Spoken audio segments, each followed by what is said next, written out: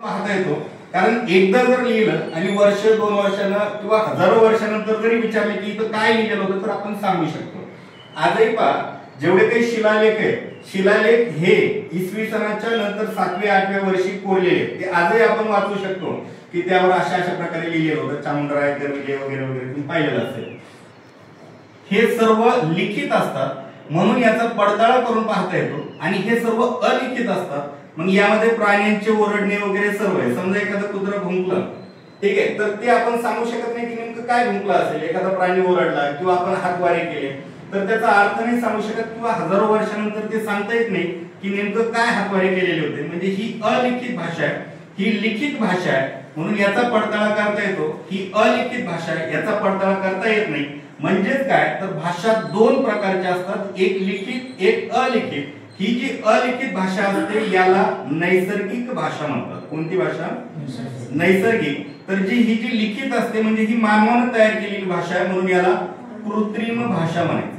अनैसर्गिक म्हणण्यापेक्षा कृत्रिम, ठीक आहे। ही कृत्रिम भाषा तर ही नैसर्गिक भाषा। नैसर्गिक भाषा हिचा पडताळा करता येत नाही आणि या भाषेचा पडताळा करता येतो का? कारण ही लिखित भाषा आहे, ठीक आहे। इथपर्यंत लक्षात आलं का? त्यानंतर पहा आपण जे काही बोलतो, जेवढ्या काही बोली भाषा आहेत, मराठी असेल, हिंदी, उर्दू, इंग्रजी, ज्या काही भाषा असतील जगामध्ये त्या सर्व भाषा सुद्धा निसर्गाने तयार केलेल्या, त्या कुठल्या माणसाने तयार केलेल्या नाही। म्हणून या सर्व बोली भाषा सुद्धा कशामध्ये टाकतात? नैसर्गिक भाषेमध्ये। काय काय शिकलो पहा आपण? भाषा, भाषा म्हणजे विचार व्यक्त करण्याचे साधन जे की फक्त मानवाला मिळालं। भाषेचे दोन प्रकार पडतात, एक नैसर्गिक भाषा, एक कृत्रिम भाषा।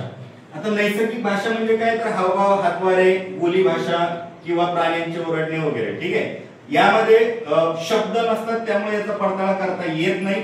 आणि दुसरी भाषा म्हणजे कृत्रिम, जी मानवाने तयार केलेली आहे, ज्यामध्ये शब्द असतात म्हणून त्या भाषेचा पडताळा करता येतो।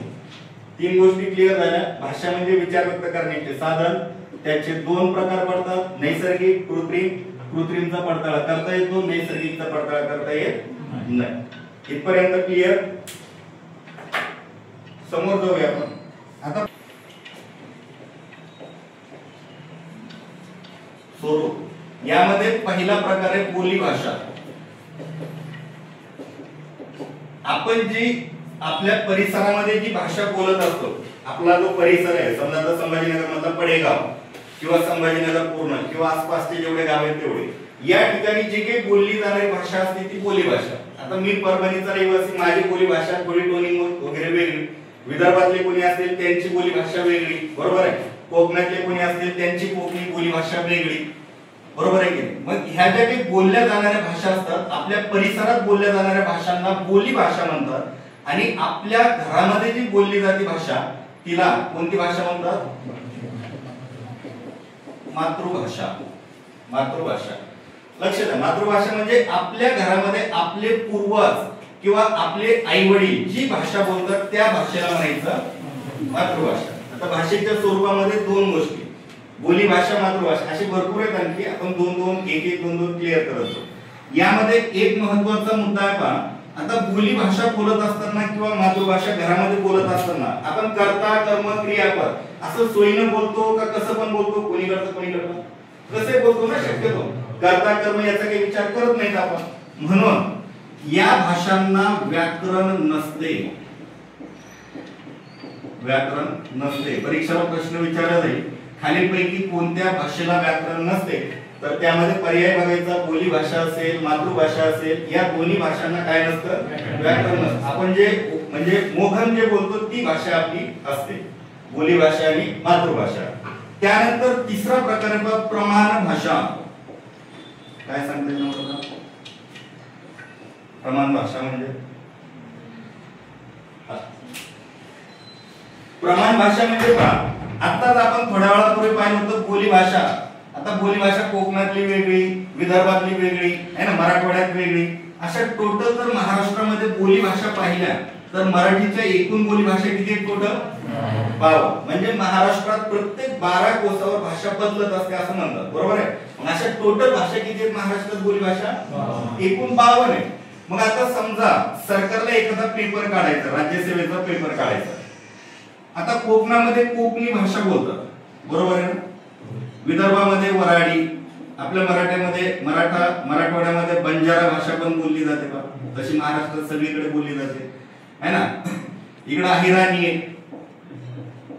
आहे ना भरपूर ठिकाणी. इकडं याच्यात जर खानदेशामध्ये वगैरे जर गेलो आपण तर अहिराणी भाषा बोलली जाते. आता लक्ष द्या, अशा टोटल किती भाषा आहेत आपल्याला फक्त थोडेफार नाव माहिती आहेत, पण टोटल बोली भाषा किती आहेत. राज्य सरकारला एखादा पेपर काढायचा, तुमचा पोलीस भरतीचा पेपर काढायचा आहे, तर सरकार मग कोकणी भाषेत पेपर काढतो का वराडी भाषेमध्ये काढला जातो, का कोकणामध्ये कोकणी भाषेतला पेपर, वराडी इकडे वराडी भाषेमध्ये, किंवा मराठवाड्यामध्ये बंजारा भाषा किंवा आपल्या मराठी भाषेमध्ये, असं वेगवेगळं निघतो का सर्वांचा एकच निघतो. एकच निघतो. लोकमत पेपर आहे समजा, किंवा महाराष्ट्र शासनाला एखादा GR काढायचा, शासन निर्णय काढायचा आहे, तर अशा वेगवेगळ्या बोली भाषेमध्ये काढतात का कुठली तरी एकच भाषा असते. एकच भाषा असते कुठली तरी, त्या भाषेमध्ये हे सरकारचं सर्व कामकाज चालतं. पेपर वगैरे, न्यूज पेपर असेल किंवा शाळेचे पेपर असतील, शाळेचे पुस्तकं असतील, ती सर्व एकच भाषा असते आणि ती शुद्ध भाषा असते. ठीक आहे. त्याला म्हणजे कर्ता, कर्म, क्रियापद, त्यानंतर जे काही विरामचिन्ह वगैरे असतील ते व्यवस्थित देऊन लिहिलेली भाषा असते. मग ह्या एकूण भाषेपैकी एक भाषा अशी निवडलेली आहे सरकारने की ज्यामध्ये सरकारचा पूर्ण कारभार किंवा राज्याचा पूर्ण कारभार चालतो, त्या भाषेला म्हणायचं प्रमाण भाषा. आणि या प्रमाण भाषेला व्याकरण असते की नसते. असते. बोली भाषेला आणि मातृभाषेला व्याकरण नसते, प्रमाण भाषेला व्याकरण असते. परीक्षेमध्ये एखाद्या वेळेस परीक्षेला प्रश्न येईल, खालीलपैकी कोणत्या भाषेला व्याकरण असते, हे 3 पर्याय असतील, आणखी एखादा असेल किंवा यापैकी नाही. बोली भाषा, मातृभाषा, प्रमाण भाषा. कशाला व्याकरण असते मग. प्रमाण भाषेला व्याकरण असते, बाकी दोघांनाही व्याकरण नसते. इथपर्यंत ठीक आहे. त्यानंतर चौथा प्रकार आहे राज्य भाषा किंवा राजभाषा म्हणून आपण याला. राजभाषा. राजभाषा म्हणजे राज्याच्या व्यवहाराची भाषा. आपला महाराष्ट्र आहे, महाराष्ट्राची भाषा कोणती. महाराष्ट्र सरकारचा जो काही GR निघतो किंवा जे काही कागदपत्र असतात ते कोणत्या भाषेत चालत असतात. मराठीमध्ये. म्हणजे महाराष्ट्राची बोली, आपली महाराष्ट्राची राजभाषा झाली मराठी. तशी वेगवेगळ्या राज्याच्या व्यवहाराची वेगवेगळी भाषा असते. जर तामिळनाडूमध्ये जर गेलो तर तमिळी भाषा असेल, केरळमध्ये गेलो तर मल्याळम भाषा असते केरळमध्ये, बरोबर आहे ना. केरळी भाषा मल्याळम, बरोबर आहे ना. कर्नाटक मध्ये गेले कानडी भाषा असते. म्हणजे प्रत्येक राज्याची वेगवेगळी भाषा असते, त्या भाषेला राजभाषा म्हणतात.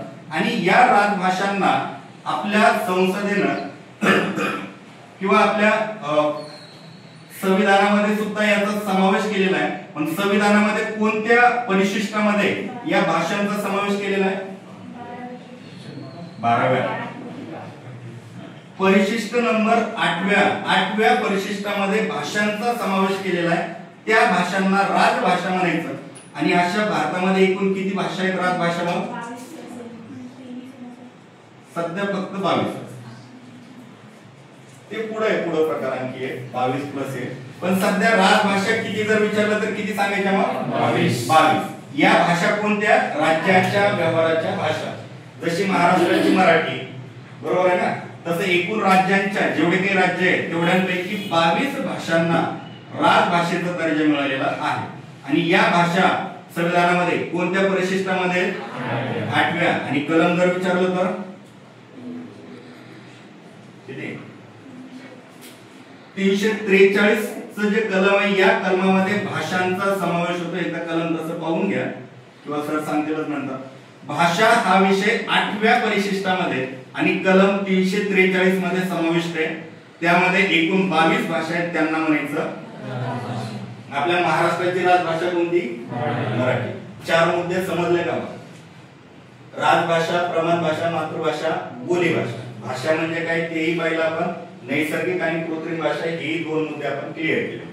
त्यानंतर पुढचा प्रकार आहे 5वा राष्ट्रीय भाषा. कशामुळे. कारण त्यामध्ये शब्द असतात, बरोबर. ती लिखित असते. कोणत्या भाषेचा पडताळा करता येत नाही. कशामुळे. त्यामध्ये शब्द नसतात है ना. शब्द नाहीत, लिखित नाहीत, म्हणून ती भाषा आपल्याला पडताळा करून पाहता येत नाही. राजभाषा किती आहे टोटल यामध्ये मराठी आहे का आपली? आहे की नाही? मराठी आहे. महाराष्ट्राची राजभाषाच मराठी आहे, ही मराठी. मग 8व्या परिशिष्टामध्ये असलेल्या एकूण 22 भाषांपैकी आपली एक मराठी भाषा आहे. ही मराठी जगात बोलल्या जाणाऱ्या एकूण भाषेपैकी कितव्या क्रमांकाची? 10व्या क्रमांकाची. जगात जेवढ्या काही भाषा बोलल्या जातात त्यापैकी मराठी 10व्या क्रमांकाची. आणि आपल्या भारतामध्ये बोलल्या जाणाऱ्या एकूण भाषेपैकी मराठीचा क्रमांक लागतो तिसरा. ठीक आहे. परीक्षेत प्रश्न येईल, भारतामध्ये जवळपास किती भाषा बोलल्या जातात? तर जवळपास 1652. ठीक आहे. राजभाषा फक्त 22च आहे. राजभाषा फक्त 22. आपल्या भारतात एकूण बोली भाषा आहेत 1652.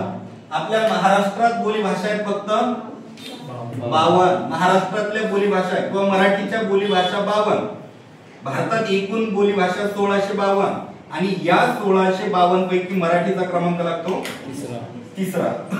इथपर्यंत लक्षात राहील का? मग सांगा, मराठीचा जगात क्रमांक मग 10वा आणि भारतात तिसरा. भारतात एकूण किती बोली भाषा बोलल्या जातात? 1652. भारतीय राज्यघटनेने किती भाषांना राजभाषेचा दर्जा दिलेला आहे? 22. मराठीच्या बोली भाषा किती? 52. इथपर्यंत क्लिअर झाले मुद्दे? लिहित असाल तर चालता चालता लिहित राहा नवीन मंडळी. जर नाही लिहिलं तरी चालेल, डायरेक्ट ऐका. आपण नंतर सगळं झालं की परत परत पाठांतर घेत जाऊ, थोड्या थोड्या वेळात रिपीट करू सगळं भाषा. त्यानंतर एक सर्वात महत्त्वाचा मुद्दा म्हणजे 6वी भाषा या ठिकाणी अभिजात भाषा. अभिजात या शब्दाचा अर्थ काय होतो? अभिजात.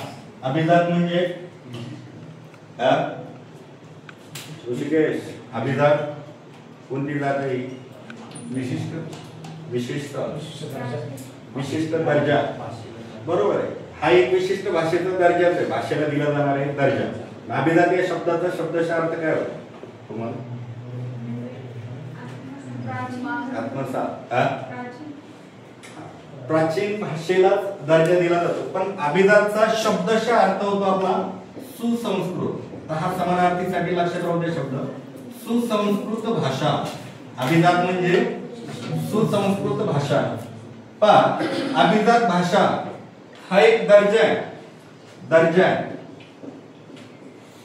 केंद्र शासनाच्या, केंद्र सरकारच्या सांस्कृतिक मंत्रालयाअंतर्गत हा दर्जा दिला जातो. केंद्र सरकार देत असतं. भारतातल्या वेगवेगळ्या भाषांपैकी काही भाषांना दर्जा दिला जातो. जर एखाद्या भाषेला जर दर्जा मिळाला तर हजारो कोटी रुपये, 1000 कोटी नाही, हजारो कोटी रुपये केंद्र सरकार त्या भाषेच्या विकासासाठी देत असतं. काही दिवसापूर्वी आपल्या मराठीला पण दर्जा मिळालेला आहे, बरोबर आहे. आणि मिळावा म्हणून भरपूर दिवसापासून काय चालू होतं? प्रयत्न चालूच होते. कशासाठी? त्याच्या पाठीमागचा इतिहास काय असो, हे फक्त येऊ देऊ नका शोधून. लक्ष द्या, हजारो कोटी रुपये मिळत असतात का? तर त्या भाषेचा विकास व्हावा म्हणून. आणि अभिजात भाषेचा दर्जा कोण देत असतं? केंद्र सरकार. केंद्र सरकारचं कोणतं मंत्रालय? सांस्कृतिक मंत्रालय. आता पहा, आणि आता नेमकं आता एवढे पैसे येतात म्हटल्याच्या नंतर प्रत्येक राज्याला वाटेल की आपल्या भाषेला राजभाषेचा दर्जा मिळायला पाहिजे. मग सर्वच भाषांना मिळेल का? नाही. मग त्यासाठी काही निकष घालून दिलेले. काय निकष आहेत? तर त्यामध्ये पहिला निकष असा आहे की ती भाषा प्राचीन असायला पाहिजे, म्हणजे जुनी असायला पाहिजे. म्हणजे त्या भाषेचा जन्म 1000 ते 1500 वर्षापूर्वी झालेला असायला पाहिजे.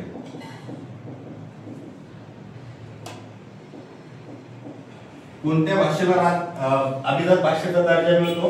तर ती भाषा 1 ते 1500 वर्षापूर्वी अस्तित्वात असायला पाहिजे. त्यानंतर त्या भाषेमध्ये विविध प्रकारामध्ये भरपूर लिखाण पण झालेलं पाहिजे. म्हणजे ती भाषा कशी पाहिजे? प्रगल्भ पाहिजे. ती भाषा प्रगल्भ पाहिजे, भरपूर लिखाण झालेलं पाहिजे. त्यातही विविध प्रकार पाहिजे. कादंबऱ्या पाहिजे, गवळण, भारुडे, कथा, कादंबरी, सगळ्या गोष्टी पाहिजे. कविता, नाटक, चरित्र वगैरे विविध प्रकार पाहिजे. त्यात भरपूर लिखाण झालेलं पाहिजे. म्हणजे ती भाषा प्रगल्भ झालेली पाहिजे.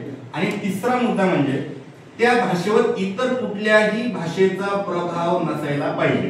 ती भाषा स्वतंत्र पाहिजे. आता बंजारा भाषा तुम्ही बोलता का? बंजारा ही सेपरेट भाषा आहे का बरं? नाही, ही आपल्या मराठीतली एक बोली भाषा आहे, एक प्रकार आहे. त्यामध्ये जर शब्द पाहिले टोटल मराठीतले हिंदीतले शब्द आहेत, बरोबर आहे ना? मग या भाषेला दर्जा द्या म्हणता येईल का? किंवा हिचा इतिहास, या बंजारा भाषेचा इतिहास 1-1.5 हजार वर्षापूर्वीचा पाहायला मिळेल का आपल्याला? नाही. मग ज्या भाषांचा जन्म 1 ते 1.5 हजार वर्षापूर्वी झालेला असेल, ज्या भाषेमध्ये विविध प्रकारात भरपूर लिखाण झालेलं असेल, ज्या भाषेवर इतर कुठल्या भाषेचा प्रभाव नसेल, अशा भाषांना केंद्र सरकार एक समिती गठीत करून त्यांना अभिजात भाषेचा दर्जा देत असतात. दर्जा मिळाला तर त्या भाषेच्या विकासासाठी, आणखी विकासासाठी हजारो कोटी रुपये प्रत्येक वर्षी देत असतं सरकार. ठीक आहे, इथपर्यंत लक्षात राहू द्या. मग आतापर्यंत किती भाषांना दर्जा मिळालेला आहे भारतामध्ये? 11.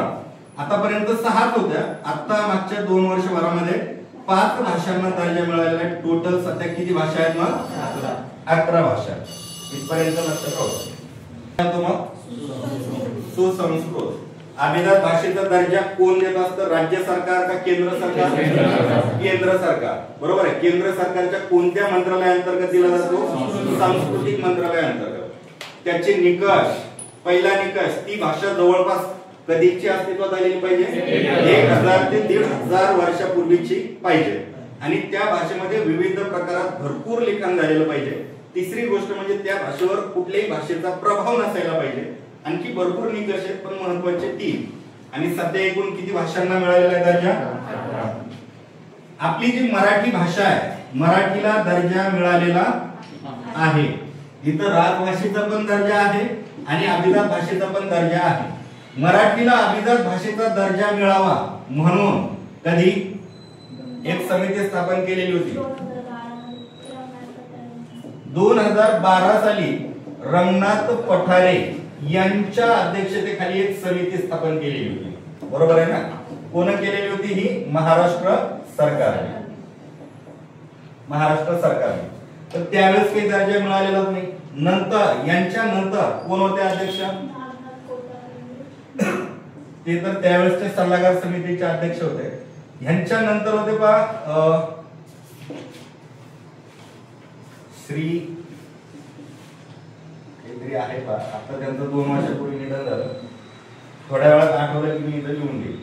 एक होते, हे 1-2 वर्षात होते. आणि त्यानंतर सध्या 2024-25 पासून ज्ञानेश्वर मुळे नावाचे हे अध्यक्ष होते. आणि ह्या वेळेला मराठीला अभिजात भाषेचा दर्जा मिळालेला आहे. फक्त तुम्हाला एवढंच लक्षात ठेवायचं, मराठीला अभिजात भाषेचा दर्जा मिळावा म्हणून कोणाच्या अध्यक्षतेखाली समिती स्थापन केली होती? रंगनाथ पठारे यांच्या अध्यक्षतेखाली 2012 साली, है ना, जानेवारी 2012. नंतर सध्या या समितीचे अध्यक्ष ज्ञानेश्वर मुळे. आता या रंगनाथ पठारेवर त्यावेळेस नेहमी एक प्रश्न यायचा, आता येणार नाही. आता जर आला तुम्हाला यावर्षी तर यांच्यावर येईल. यांच्यावर हा एक प्रश्न होता पहा, रंगनाथ पठारे यांची गाजलेला लघुकथा संग्रह कोणता? तर त्यावेळेस भरपूर वेळा प्रश्न आलेला होता आणि त्याचं उत्तर होतं ताम्रपट. या ताम्रपटाला 1999 साली साहित्य अकादमीचा पुरस्कार मिळालेला आहे. हा भारतातला सर्वोत्कृष्ट 2 नंबरचा पुरस्कार आहे. साहित्य अकादमी हा पुरस्कार त्यांना मिळालेला होता. यांच्यावर प्रश्न आला तर हाही ज्ञानेश्वर मुळे यांचं आत्मचरित्र कोणतं? तर यांचं आत्मचरित्र सांगता येईल का कोणाला? माती, पंख आणि आकाश. माती, पंख आणि आकाश नावाचं, हा, श्री हरी नरके. श्री हरी नरके नावाचे हे 2 नंबरचे अध्यक्ष होते. आणि सध्या ज्ञानेश्वर मुळे.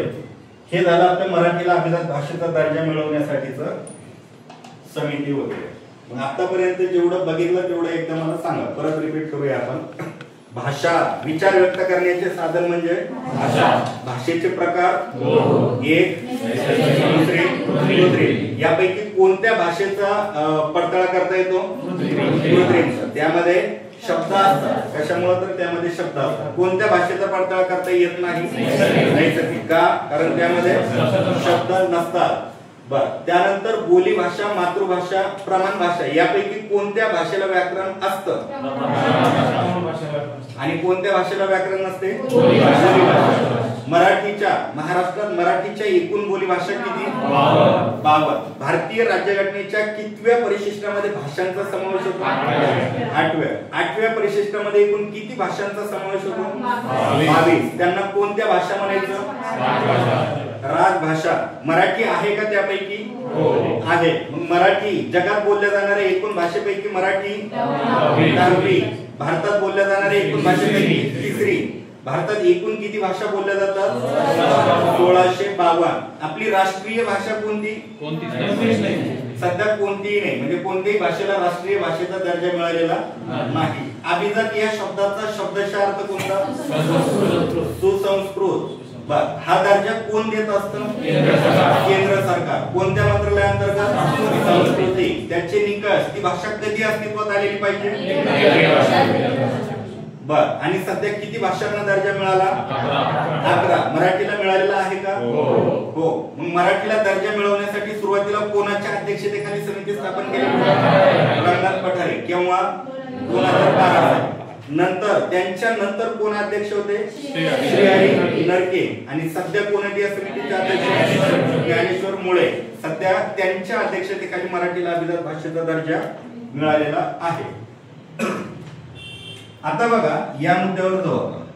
एखादी भाषा 1000 ते 1500 वर्षापूर्वी किंवा 2000 वर्षापूर्वी अस्तित्वात होती की नाही हे पाहायचं म्हटल्यावर त्या काळातला एखादा माणूस शोधावा लागेल आपल्याला. काय शोधावं लागेल? 2000 वर्षापूर्वीचा माणूस पाहिला तर भेटेल का आता? नाही. मग काय बघावं लागेल आपल्याला शोधायचं म्हटलं तर? त्यावेळेस ते पुस्तकं पण नव्हते.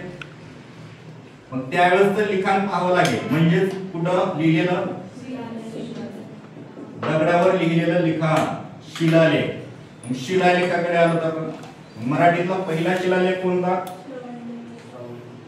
श्रवणबेळगोळ. आणि मराठीतला जुना शिलालेख अक्षी. बघा, आता आपली भाषा 1 ते 1500 वर्षापूर्वी अस्तित्वात होती की नाही हे पाहण्यासाठी शिलालेख पाहणं गरजेचं आहे. मग शिलालेखामध्ये आपल्या पुस्तकामध्ये मी भरपूर टाकलेले, पण एवढं नाही लक्षात ठेवायचं. आपल्या 2च मुद्दे. मराठीतला पहिला शिलालेख सापडला तो श्रवणबेळगोळ या ठिकाणी. श्रवणबेळगोळ हे ठिकाण कर्नाटकामध्ये आहे, एवढं लक्षात राहू द्या. हा पहिला शिलालेख आणि हा सापडलेला पहिला, मराठीतला सापडलेला पहिला. आणि सध्या जर पाहिलं तर एकदम जुना शिलालेख तो अक्षी, रायगड जिल्ह्यातील, त्या काळी त्याचं नाव होतं कुलाबा, सध्या त्याचं नाव आहे रायगड. रायगड जिल्ह्यातील अक्षी या ठिकाणी सापडलेला जो काही शिलालेख आहे तो मराठीतला सर्वात जुना शिलालेख आहे. कारण म्हणणं असं आहे की तो शिलालेख जवळपास 934 साली कोरलेला होता. आणि हा जो होता कर्नाटकातला तो 1039 साली कोरलेला होता. ठीक आहे. म्हणजे बघा, आता हे सापडला अगोदर म्हणून तो पहिला, हा नंतर सापडला, आता सापडला 2013-14 साली काहीतरी. पण तो कोरलेला केव्हाचा होता? 934 साली. मग ह्याचं इसवी सनाचा जर विचार केला तर लक्षात येईल की सर्वात जुना कोणता आहे आपला? 934 सालीचा अक्षी. परीक्षेला प्रश्न येईल, मराठीतील सर्वात जुना शिलालेख कोणता? उत्तर काय देतात? अक्षी. केव्हा सापडलेला आहे तो? 934 साली. इथपर्यंत क्लिअर? काही विचार? एवढे पण नाही महत्वाचे, एवढे नाही महत्वाचे. काय 22-23 आहेत, त्यापैकी 6 विभाग मोठे धडे आहेत. घेऊ, थोडं फास्ट जाऊ. आता अभिजात भाषेपर्यंत आलेलो, इथपर्यंत कोणाला काही अडचण? आता जाऊ आपण मराठीच्या इतिहासाकडे.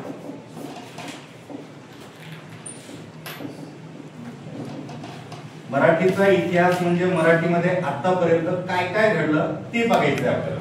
हे सर्वात महत्वाचं आहे, हे मुद्दे सर्वात महत्वाचे. बघा, आता सांगा बरं, मराठी व्याकरणावरील पहिला ग्रंथ कोणी लिहिला? William Carey. केव्हा लिहिला? विल्यम कॅरीचे कोण आहे? बदलले का? ऋषिकेश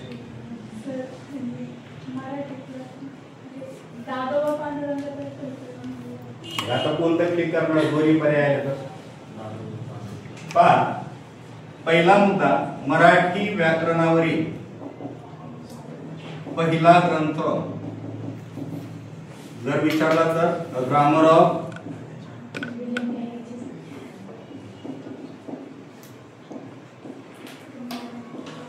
मराठा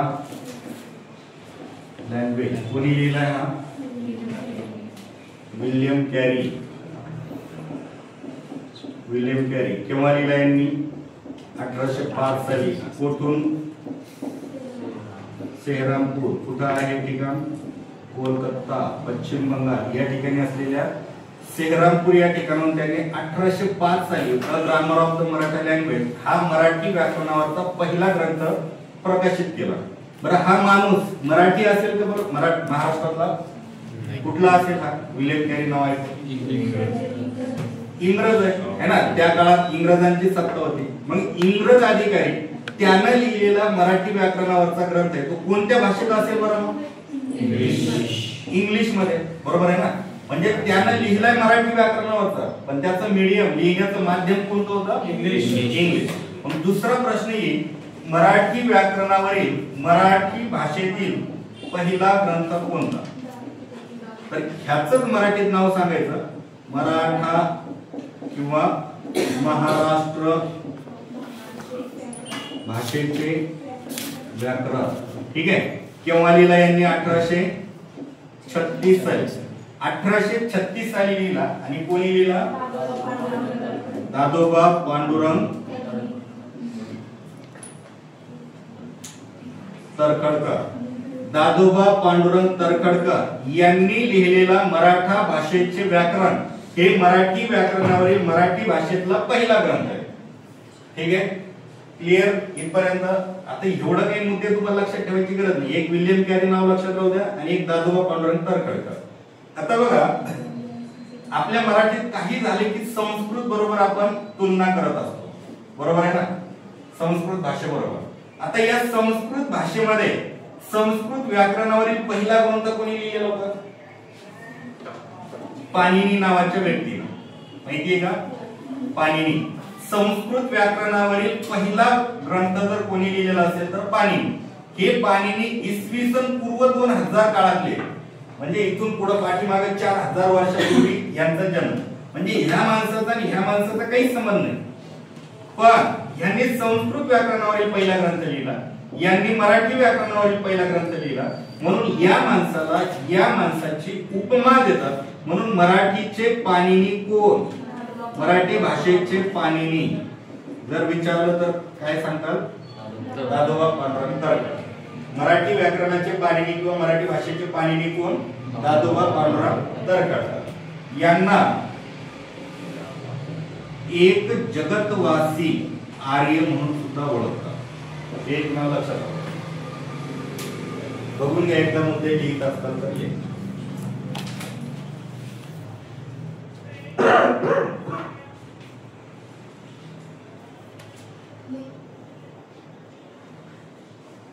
मराठी व्याकरणावरील पहिला ग्रंथ कोणता? मग grammar of the Maratha language.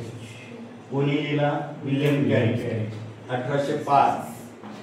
आणि कोणत्या भाषेत लिहिला? इंग्लिश मध्ये. मराठीतला कोणी लिहिला तर दादोबा पांडुरंग तरखडकर. कोणता होता? मराठा भाषेचे व्याकरण. केव्हा लिहिला? 1836. त्यांना काय म्हणतात? मराठी भाषेचे पाणिनी. आणि आणखी एक त्यांचं नाव एक जगतवासी आर्य.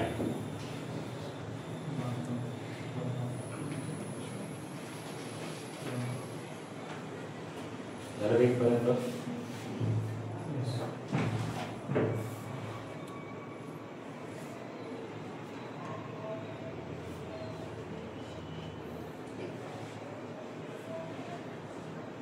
जेव्हा क्लास असायचे तेव्हा एवढं शिकवायला मला 3 दिवस लागायचे. म्हणजे 1-1 तासाचे 1.5 तासाचे लेक्चर असायचे आपले.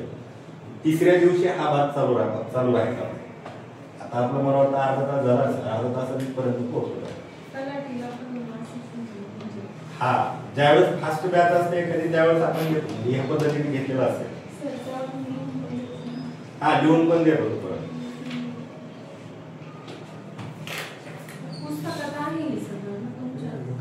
पुस्तकामध्ये हो टाकलेलं आहे सगळं त्याच्यापेक्षा थोडंसं डीप मध्ये पुस्तकात. हा म्हणजे हा कुठल्या पुस्तकात माझ्यावाले की आहे त्या आणखी टीम मध्ये टाकले. आता सगळे मुद्दे जर घ्यायचे म्हटले तर भरपूर आणखी टाइम जाईल त्यामध्ये. आपल्याला फक्त आता इथं बसलेल्या पैकी पोलीस भरती सरळ सेवा तलाठी वगैरे असतील सगळे, राज्यसेवेतच कोण नाही ना, त्याच्यामुळे आणखी डीप मध्ये जायचं काही टेन्शन नाही. राज्यसेवा करायची पुस्तक काय जात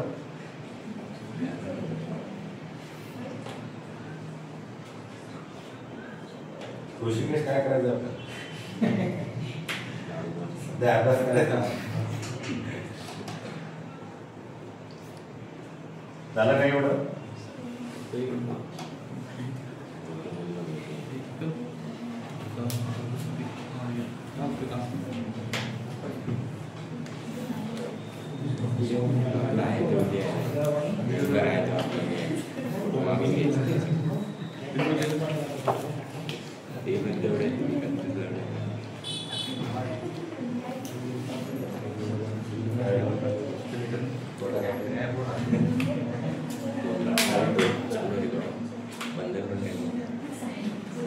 आता लक्ष द्या, मराठीचा इतिहास यामध्ये पुढचा मुद्दा आहे बघा.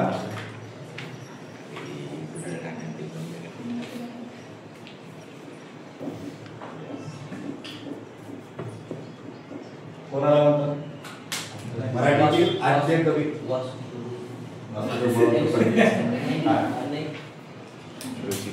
वासुदेव बळवंत फडके. त्यांच्याविषयी काय आहे, त्यांच्याविषयी सांगते म्हणजे मराठीत नाही इतिहासामध्ये होते आद्य क्रांतिकारक. आपल्याला आद्य कवी बघायचं कोण गेले विसरू आयला पेपर ऑप्शन असल्यावर आपल्याला फक्त वाटतं बरं का ऑप्शन असलं सगळं होईल.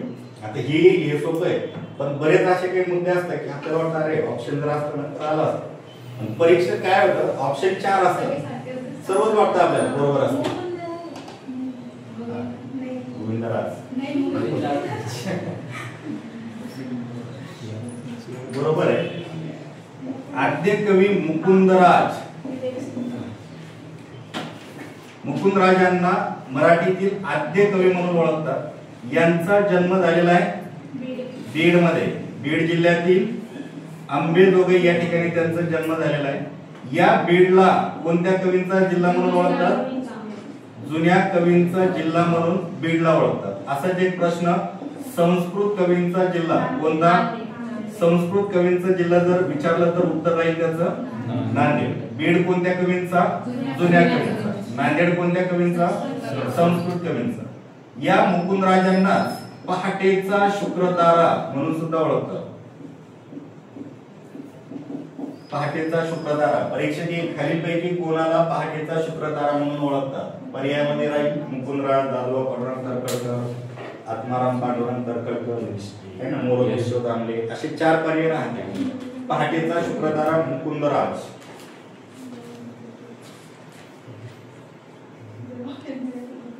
आता लक्ष द्या, यांनी लिहिलेलं पहिलं काव्य म्हणजे विवेक सिंधू. विवेक सिंधू ही यांनी लिहिलेली पहिली कविता किंवा काव्य संग्रह. याच काव्याला आधुनिक मराठीतील आद्य पद्य ग्रंथ म्हणून ओळखतात. परीक्षेला प्रश्न येईल आधुनिक मराठीतील आद्य ग्रंथ कोणता. आद्य ग्रंथ येऊ द्या किंवा आद्य पद्य ग्रंथ येऊ द्या, उत्तर काय आहे, विवेक सिंधू. आणि शिक्षक भरतीला एक प्रश्न असा होता, आधुनिक मराठीतील आद्य गद्य ग्रंथ कोणता. गद्य म्हणजे धड्याच्या स्वरूपातला आणि पद्य म्हणजे कवितेच्या स्वरूपातला. गद्य ग्रंथ म्हटलं तर कोणतं सांगतात, लीळा चरित्र. लीळा चरित्र हा मराठीतील आधुनिक मराठीतील आद्य गद्य ग्रंथ आहे. आद्य गद्य ग्रंथ लीळा चरित्र. कोणी लिहिलेला आहे बरं हा लीळा चरित्र, माईम भट्टांनी. माईम भट्टांनी लिहिलेला लीळा चरित्र.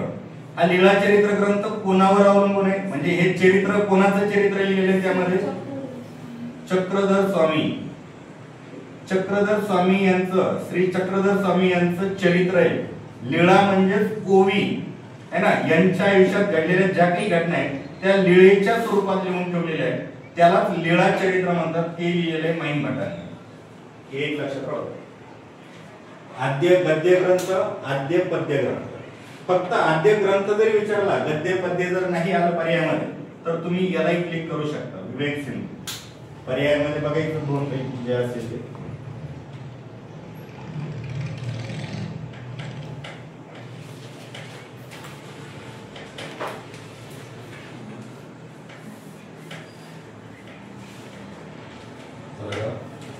आता लक्ष द्या. पुढचा मुद्दा, मराठीच्या इतिहासामध्ये जनक मंडळी यांच्यावर पण नेहमी प्रश्न विचारला जातो. जनक, मग आधुनिक मराठी काव्याचे जनक सांगता येईल का? नाही.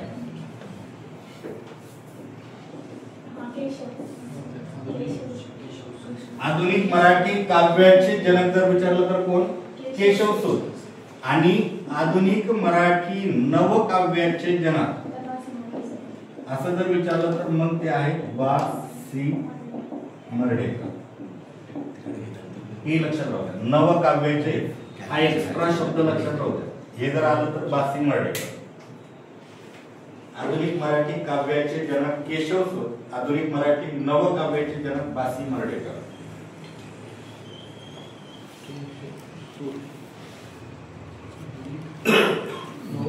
नवकाव्य सूत आहे ना सर, लास्ट केशवसूत. केशवसूत. सूत म्हणजे मुलगा, केशवांचा मुलगा. त्यांचं पूर्ण नाव आहे कृष्णाजी केशव दांडे. आता केशवसूत, केशव हे त्यांच्या वडिलांचं नाव. केशवांचा सूत, सूत म्हणजे मुलगा, कृष्णाजी केशव दांडे. आणि असंच एक दुसरं आहे बसवणारं नाव केशव कुमार. केशव कुमार यांचं पूर्ण नाव मग केशव कुमार म्हणजे सुद्धा केशवांचा कुमार. कुमारचा अर्थ मुलगाच होतो, सूतचा अर्थ मुलगाच होतो. ह्या दोघांच्याही वडिलांचं नाव मात्र केशव, फक्त स्वतःचं नाव बदललं. सांगा.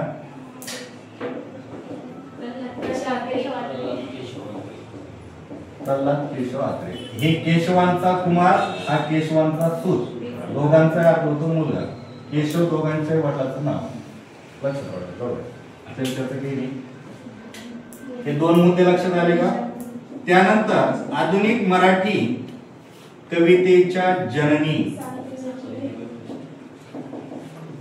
सावित्रीबाई फुले.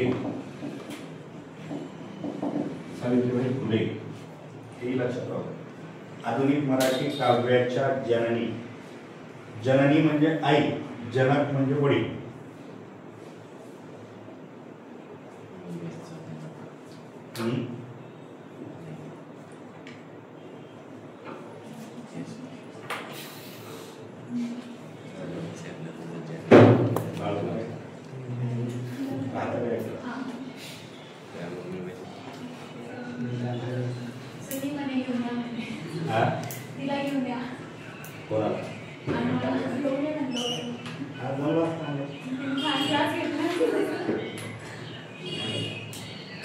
झालं का इथपर्यंत?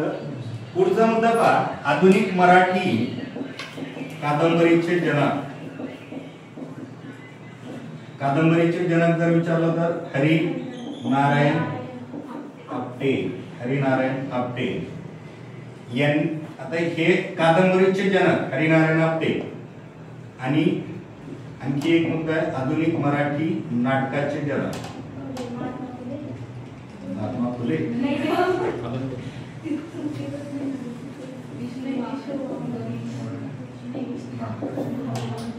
गाडी चालली. विष्णुदास भावे. आधुनिक मराठी नाटकाचे जनक विष्णुदास भावे. आधुनिक मराठी कादंबरीचे जनक हरिनारायण आपटे. आधुनिक मराठी काव्याच्या जननी सावित्रीबाई फुले. आधुनिक मराठी नवकाव्याचे जनक वा.सी. मर्ढेकर. राहील का लक्षात?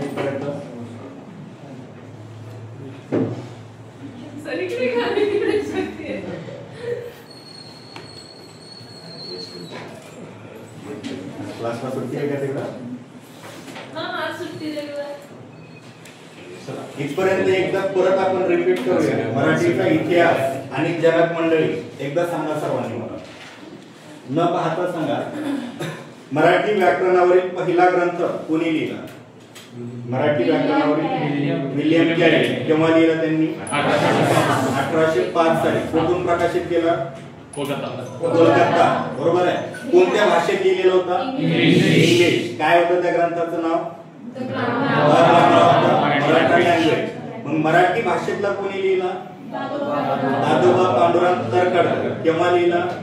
1836. काय नाव होतं? मराठा भाषेचे व्याकरण. त्यांना काय म्हणतात? दोन नाव दिलेली. एक पाणिनी आणि एक जगतवासी आर्य. सूत्रधार जगतवासी आर्य. परीक्षेला प्रश्न येईल मराठीतील व्याकरणाचे पाणिनी कोण किंवा मराठीचे पाणिनी कोण? पाणिनी दादोबा पांडुरंग तरखड. त्यानंतर मराठीतील आद्य कवी म्हणून कोणाला ओळखतात?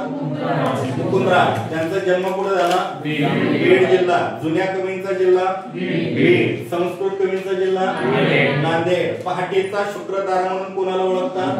मुकुंदराजांना. मुकुंदराजांनी लिहिलेला पहिला ग्रंथ कोणता? विवेक सिंधू. आधुनिक मराठीतील आद्य पद्य ग्रंथ विवेक सिंधू. आद्य गद्य ग्रंथ लीळाचरित्र. लीळाचरित्र कोणी लिहिला? माई भटांनी. त्यानंतर जनक मंडळी.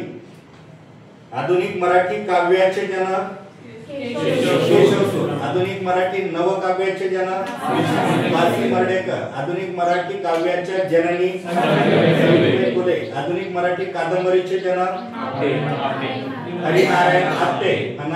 हरिनारायण आपटे. आणि आधुनिक मराठी नाटकाचे जनक. आता याच्यावर आणखी एक प्रश्न येतो पहा.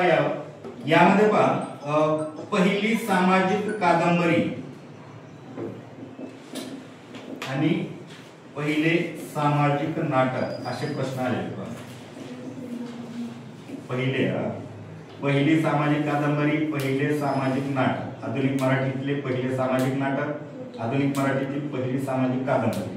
कादंबरी जर विचारलं तर यमुना पर्यटन कोणी लिहिलेली? बाबा पद्मनजी. त्यांचं मूळ आडनाव आहे मुळे. 1857 साली लिहिलेली आहे. आणि यामध्ये त्यांनी विधवा स्त्रियांच्या दुःखाचं वर्णन केलेलं होतं. बरोबर आहे. त्यानंतर आधुनिक मराठीतील पहिले सामाजिक नाटक जर विचारलं तर तृतीय रत्न कोणी लिहिलं? महात्मा फुले. हे दोन मुद्दे लक्षात ठेवा.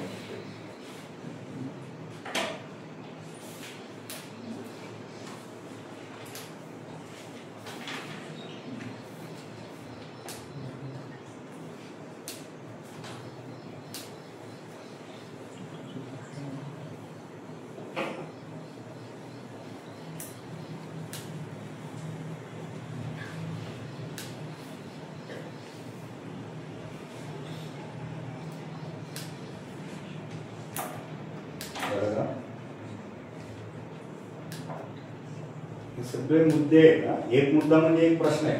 कुठलाही मुद्दा कुठलाही प्रश्न परीक्षा येऊ शकतो. तर आपल्याला फिक्स माहिती असते तर 25 मुद्दे येणार होते. 25 पाठही करून टाकले असते आपण कधीच. पण अशा भरपूर मुद्द्यांपैकी कुठला तरी एखादा मुद्दा येतो. एका धड्यातला 1-2 प्रश्न झालं का? तर समोर या.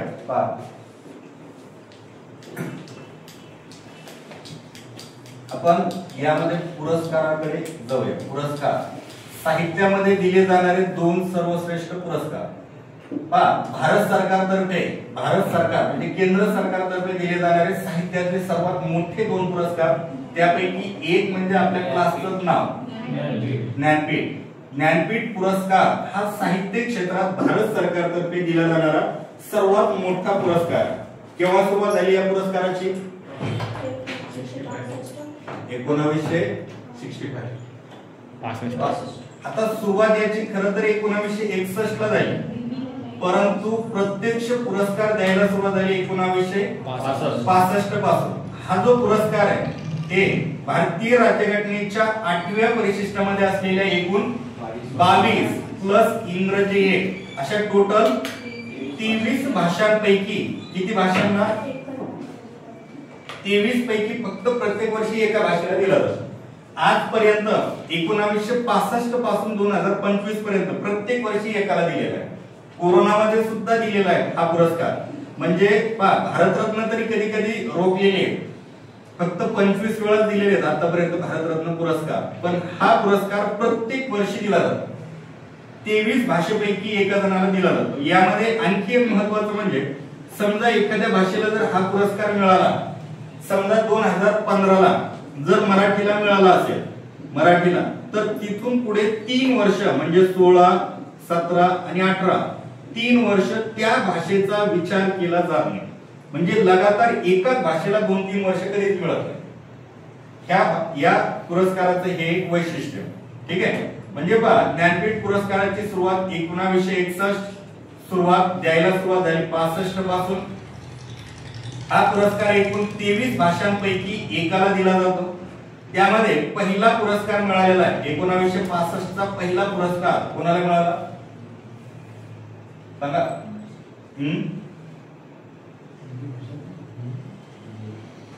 मल्याळम भाषेतले कोण? मी विसरून गेलो बोलायचं.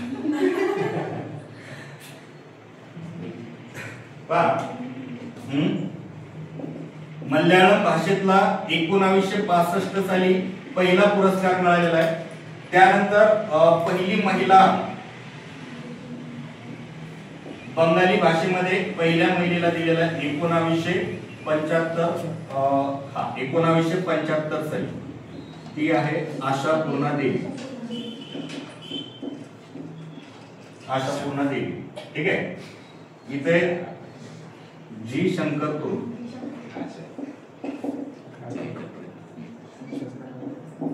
लक्ष राहू द्या. एकूण ज्ञानपीठांपैकी पहिला ज्ञानपीठ विचारला मराठीतला वगैरे. पहिला ज्ञानपीठ मल्याळम भाषेत मिळाला 1965 ला कोणाला मिळालेला आहे? जी शंकर उरुप्यांना. पहिली महिला जर विचारलं तर बंगाली भाषेतली 1975 साली आशापूर्णा देवी. आणि पहिला मराठीतला पहिला कोणाला मिळालेला आहे? वी स खांडेकर. कोणत्या पुस्तकाबद्दल? ययाती या पुस्तकाबद्दल पहिला पुरस्कार मिळालेला. मराठीमध्ये आतापर्यंत किती जणांना पुरस्कार मिळाला आहे? 4 लेखकांना. पहिले कोण आहेत? वि स खांडेकर. दुसरे विवा शिरवाडकर. तिसरे विंदा करंदीकर. आणि चौथे भालचंद्र नेमाडे. लक्षात राहू द्या. मराठीत आतापर्यंत 4 लेखकांना पुरस्कार मिळालेला आहे. 4 लेखकांना. पहिले कोण? वि स खांडेकर. दुसरे विवा शिरवाडकर. तिसरे विंदा करंदीकर. आणि चौथे भालचंद्र नेमाडे. लक्षात ठेवायला सोपं, पहिल्या तिघांचे नाव वी न सुरुवात झालेले आणि तिघांचे शेवट कर्ण झालेले. म्हणजे लक्षात ठेवायला आणखी सोपं. 4 पैकी निवडायचं जर असेल तर. फक्त चौथे भालचंद्र नेमाडे. आता लक्ष द्या, हे लक्षात राहतील का नाव लिहिले का व्यवस्थित? दुसरे कोण आहेत? पहिले विष्णू सखाराम खांडेकर पहिले. दुसरे विष्णू वामन शिरवाडकर विवा शिरवाडकर ज्यांना कुसुमाग्रज म्हणतात. तिसरे विंदा करंदीकर विनायक जनार्दन करंदीकर. विंदा करंदीकर जनार्दन आहे का? दामोदर विनायक जनार्दन करंदीकर. आणि चौथे भालचंद्र नेमाडे. वि स खांडेकर यांच्या ययातीला, त्यानंतर विवा शिरवाडकरांच्या विशाखा या काव्यसंग्रहाला, विंदा करंदीकर यांच्या अष्टदर्शने आणि भालचंद्र नेमाडे यांच्या हिंदू जगण्याची एक समृद्ध अडगळ या त्यांच्या पुस्तकाला मिळालेला आहे. हे 4 लक्षात राहू द्या. यावर भरपूर वेळा प्रश्न विचारलेला आहे.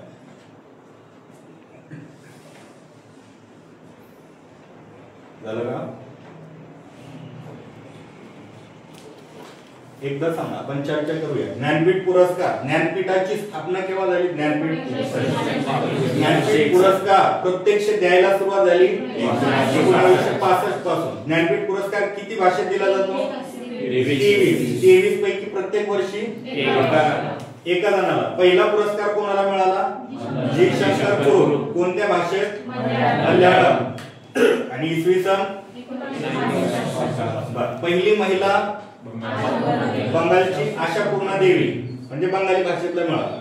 पहिले मराठी लेखक वि स खांडेकर ययाती. दुसरे लेखक विवा शिरवाडकर. तिसरे विंदा करंदीकर. आणि चौथे भालचंद्र नेमाडे. इथपर्यंत लक्षात राहील का? बघा, एक पुरस्कार संपला.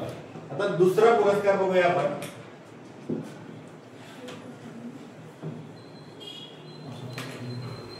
भारत सरकारतर्फे साहित्य क्षेत्रात दिला जाणारा सर्वोत्कृष्ट 2 नंबरचा पुरस्कार, ज्याचं नाव साहित्य अकादमी. साहित्य अकादमी पुरस्कार. आता या पुरस्काराची सुरुवात झालेली आहे 1954. आता लक्षात ठेवण्यासाठी आणखी एक मुद्दा लक्षात राहू द्या. मला सांगा, भारतातला सर्वश्रेष्ठ पुरस्कार कोणता आहे? भारतरत्न. सर्वात मोठा पुरस्कार आहे भारतरत्न. 2 नंबरचा पद्मविभूषण, 3 नंबरचा पद्मभूषण आणि 4 नंबरचा पद्मश्री. बरोबर आहे ना? ह्या चारही पुरस्काराची सुरुवात सुद्धा 1954 ला झाली आणि ह्याही पुरस्काराची सुरुवात 1954 ला झाली. लक्षात राहू द्या सहज. या पुरस्काराची सुरुवात झाली 54 ला, प्रत्यक्षात द्यायला सुरुवात झाली 55 पासून. आणि हा पुरस्कार भारतीय राज्यघटनेच्या 22+2, एक इंग्रजी आणि एक राजस्थानी भाषा, अशा 2 भाषा मिळून अशा टोटल 24 भाषांमध्ये प्रत्येक वर्षी प्रत्येक भाषेला दिला जातो. हा फक्त 23 पैकी एकाला आणि हा 24 पैकी प्रत्येक भाषेत एकाला, म्हणजे एकूण किती? 24 भाषेला. 24 भाषेमध्ये हा पुरस्कार दिला जातो. ठीक आहे, 24 पैकी 24 भाषेला. आपल्याला फक्त मराठीतला लक्षात ठेवायचं आहे. मराठीतला पहिला कोणाला मिळालेला? 1955 ला. मग तर्कतीर्थ लक्ष्मण शास्त्री जोशी यांना मराठीतला पहिला पुरस्कार मिळाला. एवढं या पुरस्काराबद्दल लक्षात ठेवायचं. तर्कतीर्थ लक्ष्मण शास्त्री जोशी.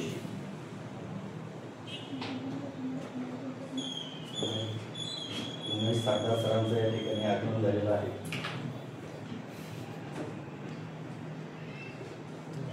चोवीसावा कोणती सर भाषा आहे? राजस्थानी.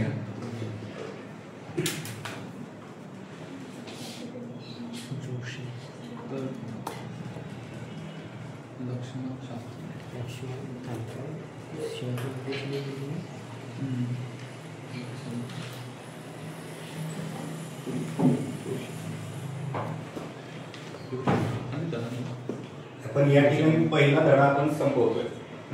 एकदा हे सर्व आपण मोडून टाकूया आणि जेवढं काही शिकलो ते एकदा रिपीट घेऊ आपण. फक्त तोंडी तुम्ही उत्तर देताल, मी विचार. चालेल? जेवढं लक्षात राहिलं असेल तेवढं सांगा. पाहून सांगा वहीमध्ये लिहिलेलं असेल.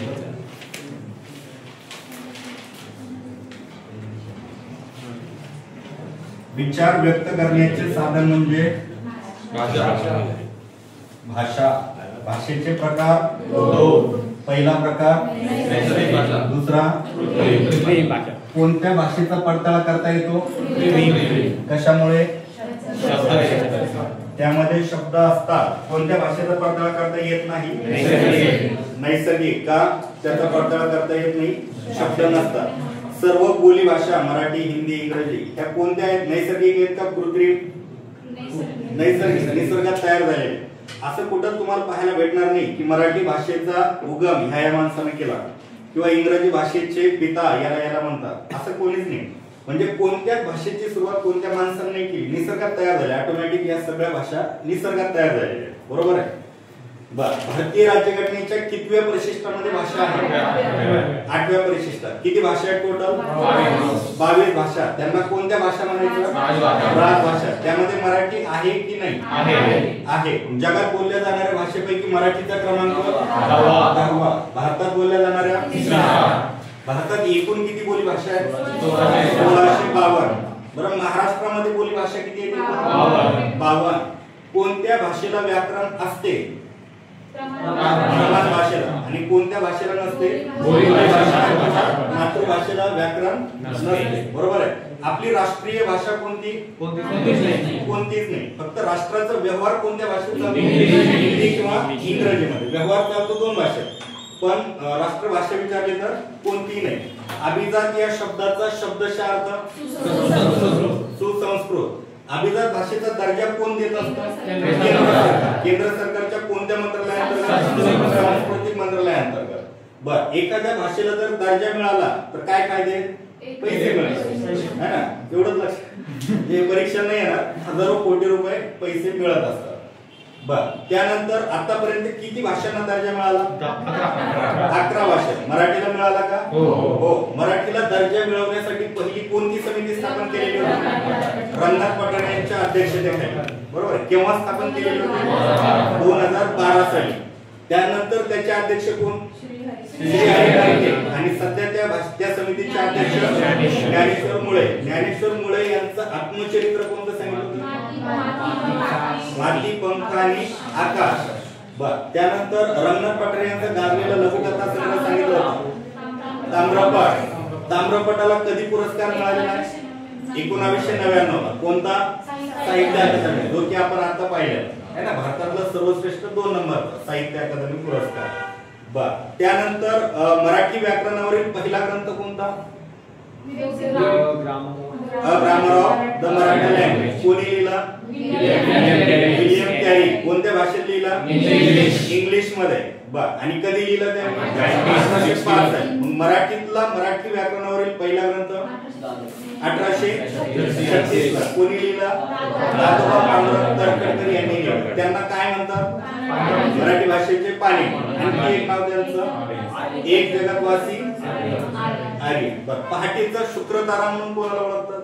मुकुंदराज. मुकुंदराज यांचा जन्म कुठे झाला? बीड. जुन्या कवींचा जिल्हा बीड. संस्कृत कवींचा जिल्हा नांदेड. पहाटेचा शुक्रतारा कोणाला म्हणतात? मराठीतील आद्य कवी कोण? मुकुंदराज. आद्य ग्रंथ कोणता मराठीतला? विवेक सिंधू. आद्य गद्य ग्रंथ विचारला तर लीळाचरित्र. लीळाचरित्र कोणी लिहिलं? माईम भटांनी. माईम भटांनी लीळाचरित्र लिहिलं. कोणावर? चक्रधर स्वामी यांचे म्हणजे चरित्र लिहिले. बरोबर आहे. चक्रधर स्वामी यांनी कशाची स्थापना केलेली होती? महानुभव पंथाची स्थापना केलेली चक्रधर स्वामी. बरोबर आहे. बा, त्यानंतर पुरस्कार. जनक. आधुनिक मराठी काव्याचे जनक केशवशोध.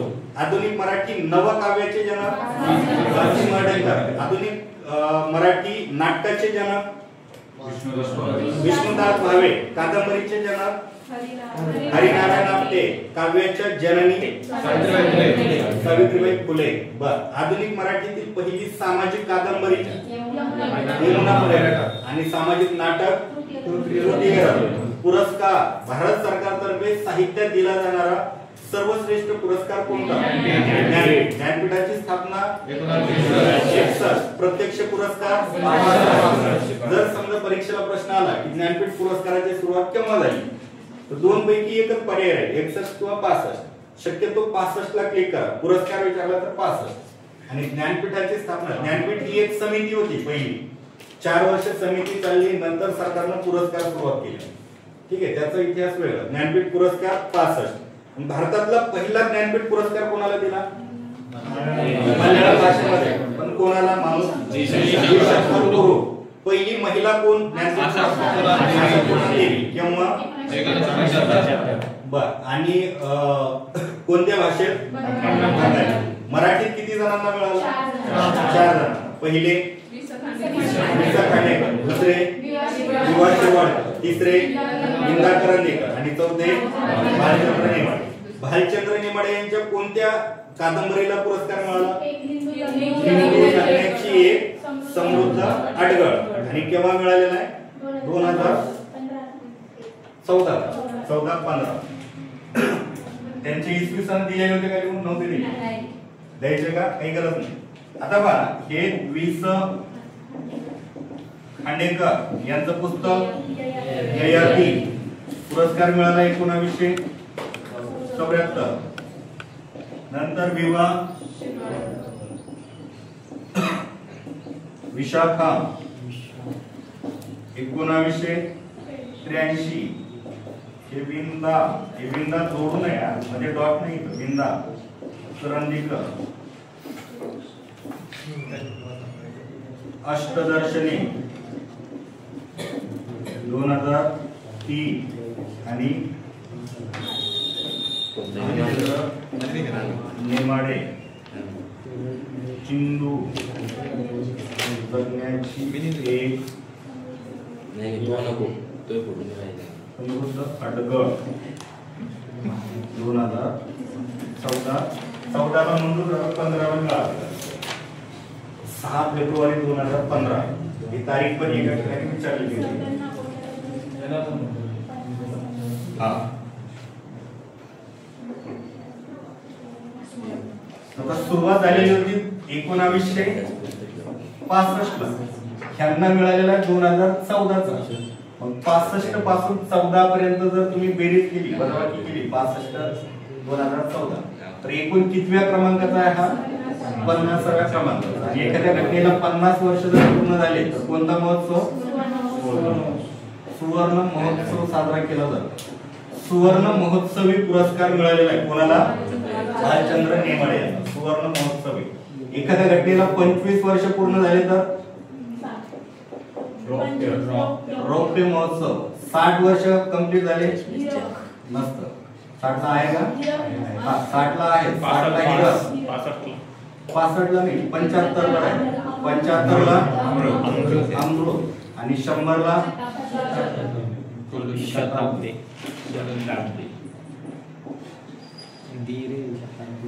अशा प्रकारे 25 वर्ष एखाद्या घटनेला पूर्ण झाले तर रौप्य महोत्सव साजरा करायचा. 50व्या वर्षी सुवर्ण महोत्सव, 60व्या वर्षी हिरक महोत्सव, 75व्या वर्षी अमृत आणि 100व्या वर्षी शताब्दी महोत्सव. मग सध्या याचा 2014 साली भालचंद्र नेमाडे यांना मिळाला कोणता होता सुवर्ण महोत्सव. या ठिकाणी पहिला धडा संपला. दुसऱ्या धड्याकडे हा पहिला संपवला.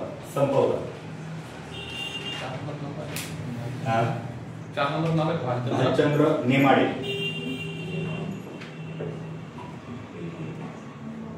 तुम्ही मागचे जर पेपर काढले कुठलाही पेपर काढा कोणत्याही वर्षीचा आपण जेवढी बडबड केली त्यापैकी एक दोन प्रश्न असतातच.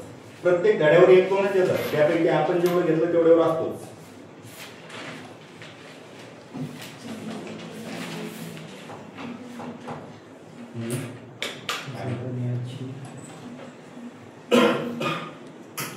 डोक्यावरून गेला का बरं? चांगल्या डोक्याला माहिती मला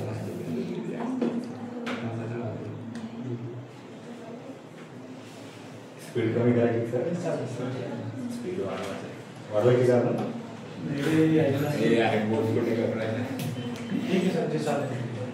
कमी करायची असेल तर कमी करू, वाढवायची तर वाढवू का? तसं मध्ये थोड्या वेळाला पाठांतर घेतो त्यामुळे परत रिव्हिजन पण होते. म्हणजे मागचा मुद्दा एखाद्या वेळेस मागे राहून गेला तर पुढच्या विचारायच्या टायमात तो क्लिअर होतो. आता पुढचा धडा सुरू करू. वाटलं तर रिव्हिजन घेण्याऐवजी धडा हळूहळू सुरू करू.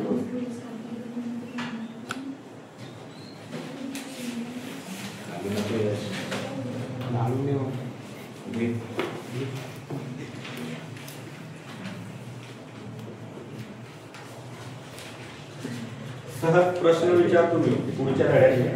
तुम्ही 3 जणांनी उत्तर द्यायची जर का सहज जनरल प्रश्न. दुसरा जो आपल्या धडा सुरू करायचा त्याचे 3 मिळून द्या. येता आले बघा कुठले चुकू द्या. मराठी वर्णमाला जी आहे ना ती त्यात एकूण वर्ण किती आहे टोटल?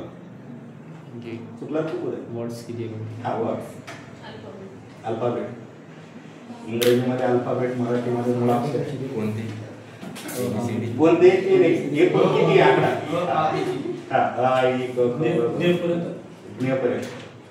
सर कुठला आकडा कुठलाही एक सांगून द्या. 52 बरोबर. हा त्यापैकी स्वर म्हणजे वावेल्स किती आहेत? 12. सध्या 14 आहे. बर व्यंजने 36. ते 14 आणि 36 तर नाही 34 आहे. थोडा वेळ बघू आपण तसं. आणि 2 स्वरादी आहे. स्वरादी आता इंग्रजीमध्ये कन्सेप्ट नाही है ना. स्वरादी इकडे आहे मराठीमध्ये. बघूया आपण सुरुवात करूया.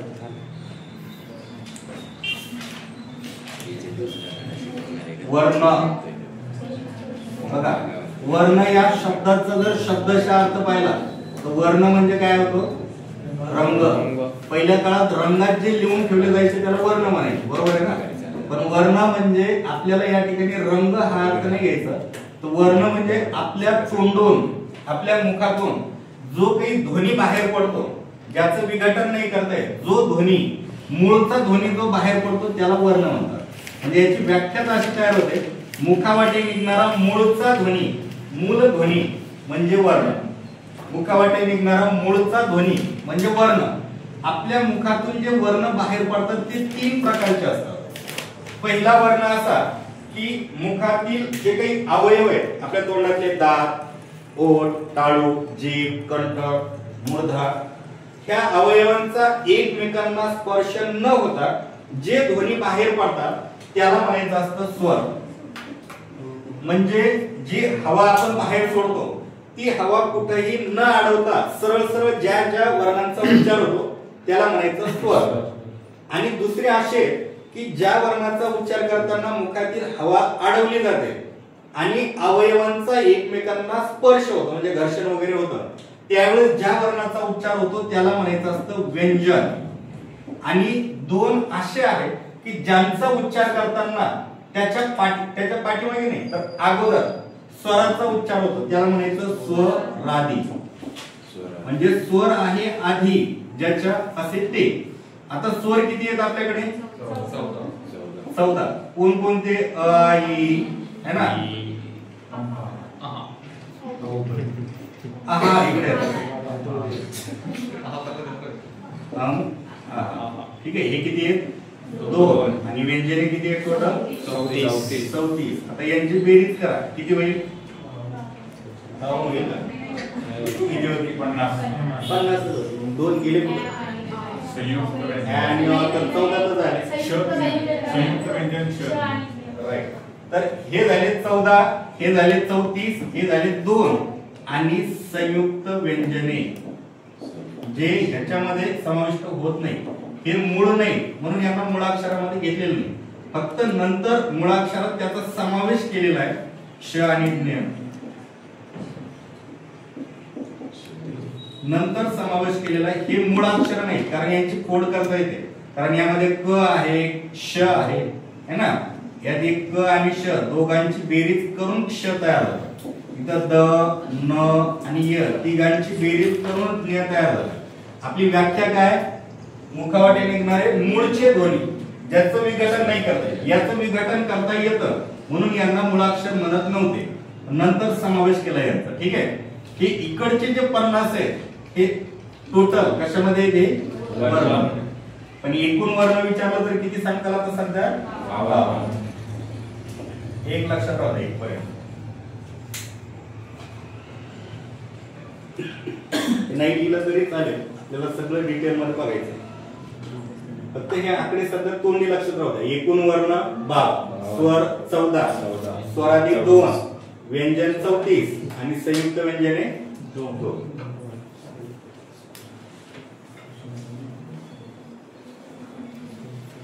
स्वर म्हणजे काय? व्याख्या लक्षात आली का? मुखातील अवयवांचा एकमेकांना स्पर्श न होता ज्या वर्णाचा उच्चार होतो त्याला स्वर म्हणायचं. म्हणजे मुखातील हवा सुद्धा अडवली जात नाही. आता मनात अ, आ, ई म्हणून बघा, हवा अडवली जात नाही, ओठे एकमेकांना चिटकत नाही, कंठही उचलले जात नाही, ते सगळे स्वर. किती आहेत टोटल स्वर? मग त्या स्वरचं दुसरं नाव आहे अच. टोटल किती येते? 14. या 14चं 4 गटामध्ये वर्गीकरण केलं जातं. त्यामध्ये एक आहे ऱ्हस्व स्वर, दुसरा आहे दीर्घ स्वर, तिसरा आहे संयुक्त स्वर आणि चौथा अडॉप. इंग्रजीमध्ये, मराठीमध्ये याला म्हणतात आदर. किती येते टोटल?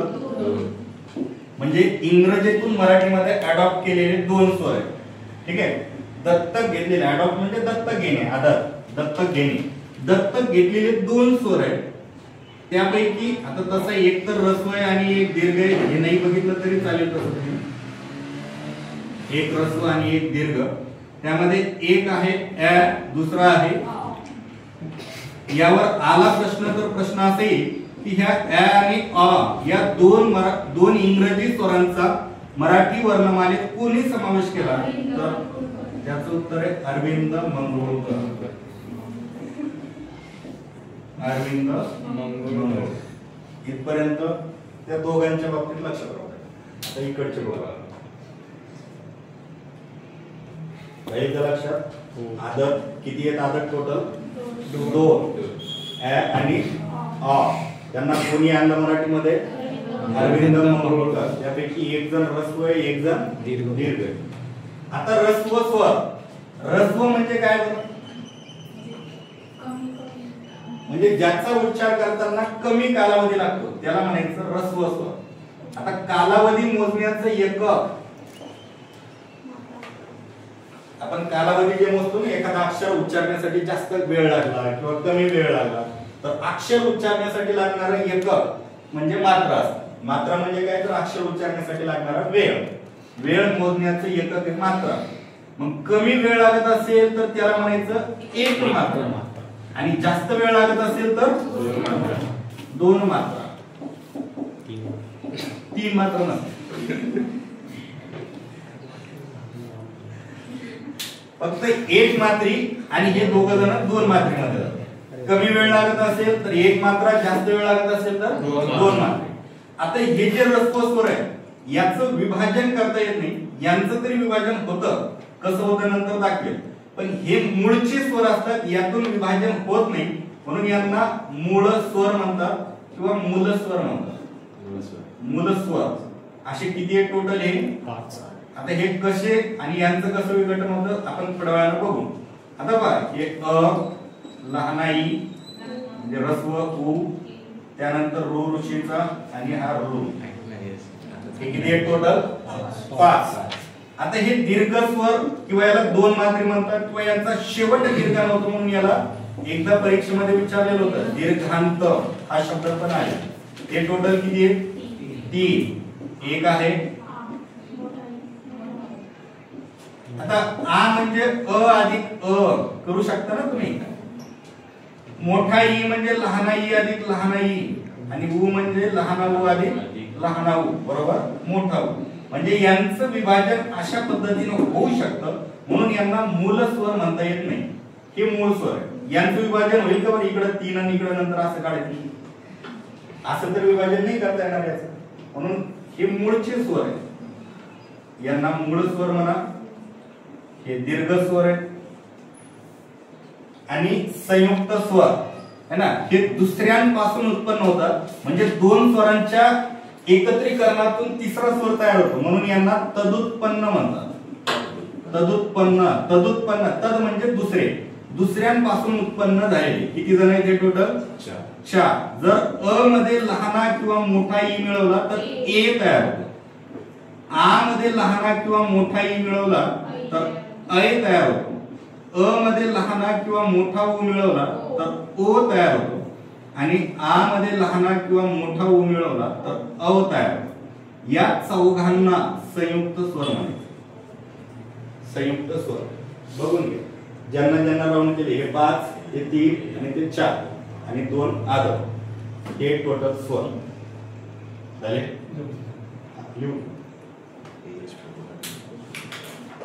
याच्यात आणखी एक मुद्दा ऍड करायचा आहे, सांगतो.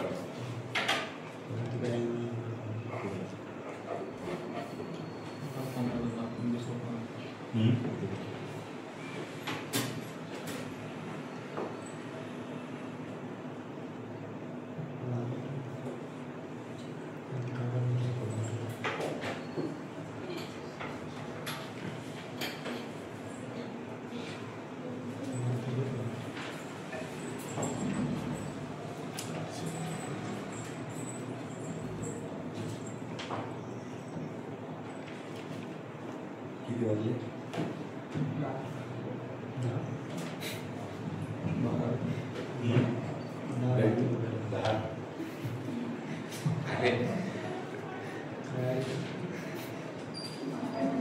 ब्रेक वगैरे घ्यायचा असेल तर सांगा बरं का.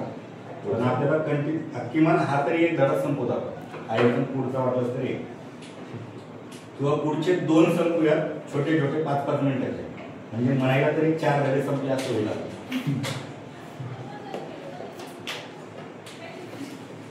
हा धडा कंटिन्यू करू नंतर ब्रेक नंतर पुढचे 2.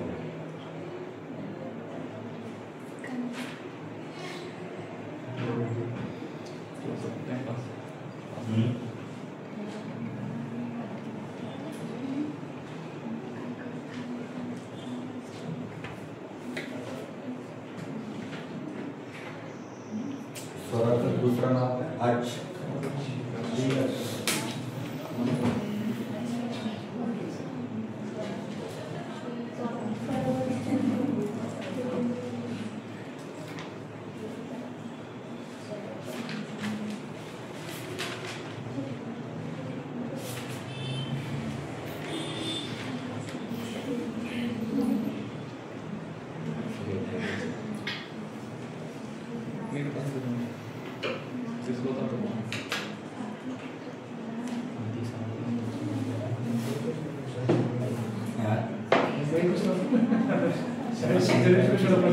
तसं तर यांना माहिती तुमचा जर 10-20 वर्ष 17-18 त्या जोड्या बघा त्या 3 जोड्या यांचा जर उच्चार बघितला तर उच्चार सारखाच आहे. अ आ इ ई उ ऊ उच्चार सारखा आहे. उच्चार सारख्या असलेल्या 3 जोड्या त्यांना म्हणायचं सजातीय स्वर.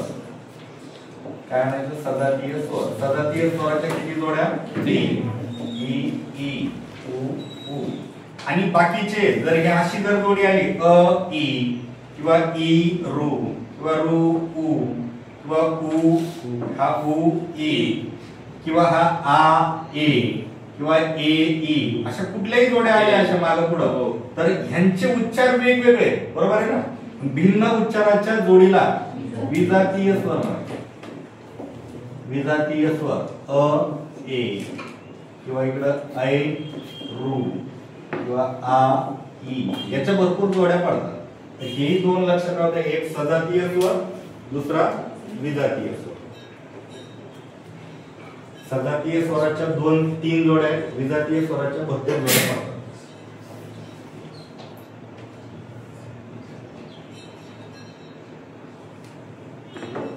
ठीक आहे. तर पुढचा मुद्दा बघा आणखी स्वर संपले. स्वरादी. स्वरादीची व्याख्याच नावामध्ये स्वर आहे आधी ज्याच्या असे ते म्हणजे स्वरादी. किती आहे स्वरादी टोटल 2. त्यापैकी एक कोणता म्हणजे ज्याचा उच्चार नाकातून होतो त्याला म्हणायचं अनुनासिक. आणि एकाचा उच्चार हृदयातून हवा पण बाहेर सोडतो बरोबर आहे ना त्याला म्हणायचं विसर्ग. एक आहे नाक दाबून धरलं तर याचा उच्चारच नाही करता येत म्हणून त्याला अनुनासिक म्हणायचं नाकातून उच्चार होतो. आणि एक हा हा यांचा मराठी वर्णमालेत समावेश कोणी केला जर विचारलं तर उत्तर आहे मोरो केशव दामले. मोरो केशव दामले मोके दामले जे आपण कृष्णाजी केशव दामले लिहिलं होतं एकदम त्यांचे सख्खे भाऊ मोरो केशव दामले.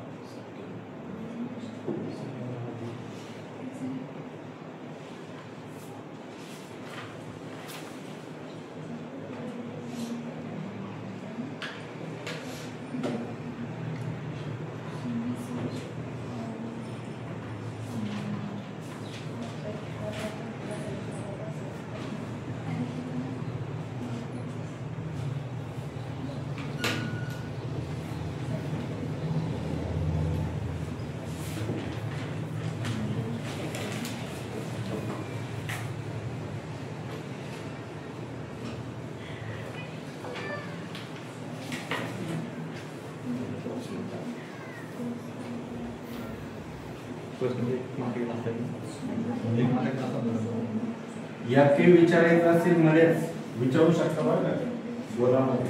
समजा एखादा मुद्दा नाही समजला कुठलाही काही विचारू शकता.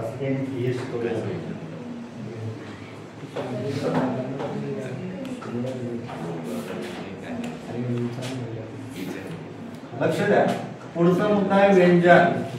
किती आहेत व्यंजन टोटल? या व्यंजनाचं दुसरं नाव आहे पहा स्वरांत. स्वरांत. ह्या स्वरांत आणि या स्वरांत काय फरक आहे बरं? दोन्ही तर सारखेच लिहिले. स्वराचा शेवटी असा अंत हा स्वरांत आणि स्वराचा अंत हे बरोबर आहे. स्वराचा अंत बरोबर आहे ना. अंत म्हणजे शेवट, बरोबर आहे. शेवट आणि स्वरांत आपण जसं म्हणतो दोघांत, म्हणजे दोघांच्या मध्ये इकडे एक स्वर आणि इकडे एक स्वर, दोन स्वरांच्या मध्यभागी म्हणजे हा स्वरांत आणि हे स्वर अंत. अंत म्हणजे शेवटी, म्हणजे ज्याच्या शेवटी स्वर असतो त्याला म्हणायचं स्वरांत. ज्यांच्या शेवटी स्वर त्याला म्हणायचं स्वरांत.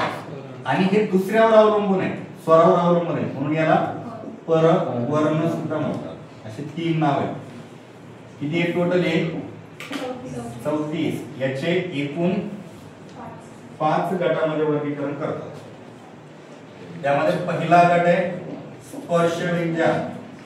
आता या स्पर्शाचे परत 3 गट आहेत. एक आहे कठोर, दुसरा मृत्यू, तिसरा अनुनासिक. सर सध्या लिहू नका बरं का, कारण याचे भरपूर असे हे तयार होतात. त्यामुळे मग अर्धे लिहिले की पुन्हा असं वाटेल अरे एवढं बस ना आपलं सगळं मोडा व्हायचं. एकदा बघा, परत याचे 2 गट. परत याचे 2 गट. यामध्ये एक आहे अल्पप्राण, एक आहे महाप्राण. याचं पण अल्पप्राण महाप्राण. अनुनासिकाचं दुसरं नाव आहे पंचम वर्ण किंवा याला पर सवर्ण म्हणतात. याला परवर्ण तर याला पर सवर्ण म्हणतात. आता बघा, हे स्पर्श व्यंजने टोटल 25. या 25 चे 5 गटात वर्गीकरण. एक अल्पप्राण, एक महाप्राण, एक अल्पप्राण, एक महाप्राण आणि हे परसवर्ण. आता क चा गट पहा. क क ग ग आणि हा वामनाचा न. एक गट झाला ना. त्या एका गटातले पहिले जे 2 आहेत ते 2 येतात कठोर मध्ये. पुढचे जे 2 जण आहेत ते येतात मृत्यू मध्ये. आणि हा 5वा जो आहे तो अनुनासिकामध्ये. नाकातून उच्चार होतो म्हणून तो 5वा अनुनासिकामध्ये जातो. ह्या दोघांचे पुन्हा 2 गट. एक अल्पप्राण, एक महाप्राण.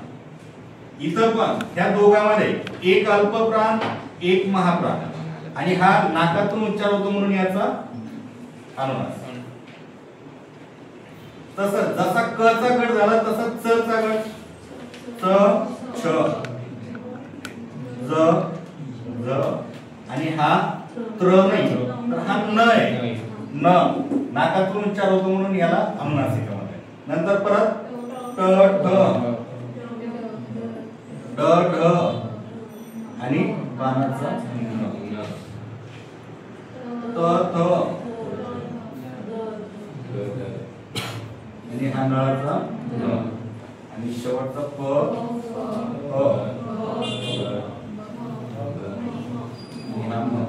हे 5ही असे की ह्यांचा उच्चार नाकातून होतो.